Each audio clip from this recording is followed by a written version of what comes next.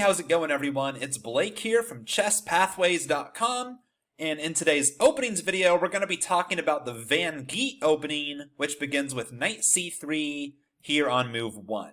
Now, based on the opening principles of chess, which say that we should develop our pieces early in the game, and also based on the fact that knight f3 is a very respectable move here by white, you might expect this to be a pretty mainstream move. But the truth is, the Van Geet opening is considered a rare opening and rarely seen at top levels of chess. So, if you want, think about this. Why is knight f3 played a lot more often than knight c3? Go ahead and pause the video if you want some time to think. Alright, if you're back with me, so there's three main reasons I can think of why knight c3 is not as popular as knight to f3. Number one, knight c3 blocks in the c pawn, whereas knight f3 blocks in the f pawn.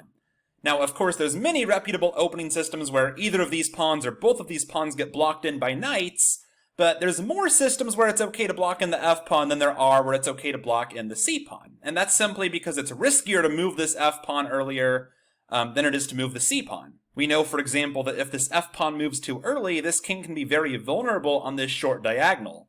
That's the site of Fool's Mate, of course, the quickest checkmate in all of chess. On the flip side, there's many openings where the c-pawn gets involved. Again, not every one, but plenty of them. For example, the Queen's Gambit, of course, after d4, d5. It's very common for white to throw this c-pawn into the fray and help contest central space. So it's a little bit inflexible to play knight c3 on move 1 and already commit from the very first move that your c-pawn is going to be stuck on c2. That gives our opponent information. The second reason why knight c3 is not as popular is that knight f3 prevents one of our opponent's central pawn advances, whereas knight c3 does not. When white plays knight f3 on move 1, white is preventing black from playing the desirable move e5, claiming central space. Black can of course still play d5 and grab the center, but black's options are somewhat reduced. Whereas when white plays knight c3 on move 1, neither of these moves are prevented. Of course, the queen defends this d5 square if black pushes d5, so this move doesn't actually restrict any of black's options in the center. And the third and final reason I can think of, knight c3 is less conducive to quick castling than knight f3 is. Of course, there's fewer pieces here on the king's side to get out of the way than there are on the queen's side, so by playing knight f3, white can often castle very fast. For example, in the King's Indian attack, which I also have a video on, white can quickly play moves like g3, bishop g2, and castle as early as move 4 in some lines. It's really not as easy as this to play a setup like this that involves queenside castling. So those are some of the main reasons why knight c3 is not so popular on move 1. Of course, there's nothing wrong with this move. It does develop a piece, there's just really not much incentive to play it as early as move 1. But let's take a look at how the game could go if white chooses to play the Van Geet opening. So black could play here d5 and grab the center, and then white's most popular option is to play d4 themselves, and now we're just back in a d4, d5 opening, where white has played the somewhat rare move knight c3, kind of this Verisov attack kind of setup. White could even go for a Black Mardymer Gambit. After knight f6, white could play e4 and sacrifice this pawn, trying to open up some lines. Again, if you're curious about that, I'll put a link down in the description of my video on the Black Mardymer Gambit, showing what white's ideas are here when they sacrifice this pawn. So that's one way the game could go. White could also try to stay in original territory here after d5 and not go back to a queen's pawn opening.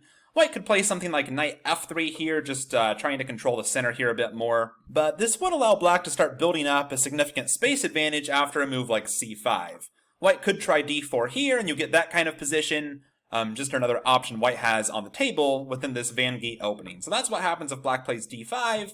Of course, black doesn't have to play d5. Black could play e5 here and grab the center. Now e4 would make a lot of sense, just going back into an e4, e5 opening. And you could even get some main lines here, for example e4, and you could very easily get a 4 knights game, something like this, which of course is a very well-known opening. The main point to understand is there really isn't too much original territory within the Van Geet opening. That's why you very rarely hear any chess players say, I play the Van Geet opening. You never really hear anyone say that. It's really a name that people only know because they see it, in their little opening databases and tools when they check out this first move, knight c3. So like I said, it's a respectable move, you can play it, it's not horrible, but all you're really going to do is transpose to some other better known opening system within the next 4 or 5 moves, more often than not. And again, there's not much incentive to play this move on move 1 because it's very easy to play later, right? Black can never really stop you from playing knight c3, but they can stop you from playing moves like e4 or d4, so if you know you want to pawn on e4 or d4, it might make sense to put it there on move 1. You can always come back and play knight c3 within the next few moves if you want to. Alright, thanks for watching everyone, and before you go, please visit chesspathways.com and get signed up there. It's totally free, only takes 5 seconds, and I'll send you a free move-by-move guide to chess thinking when you sign up. It took me way too long to become a master, and I want to help you do it in a fraction of the time. Thanks, and I'll see you there.